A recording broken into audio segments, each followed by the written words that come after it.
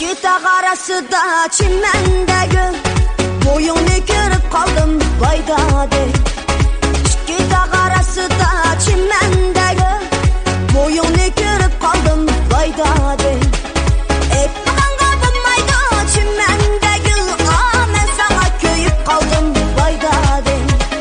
Etmeden kaldım çimendeki ben sana köyüp kaldım vayda de. Belki kandakıydı, yarım bilen çıkımız amrakıydı. Belki kandakıydı, yarım bilen çıkımız amrakıydı. Bir məni de çok olgan vaydadı.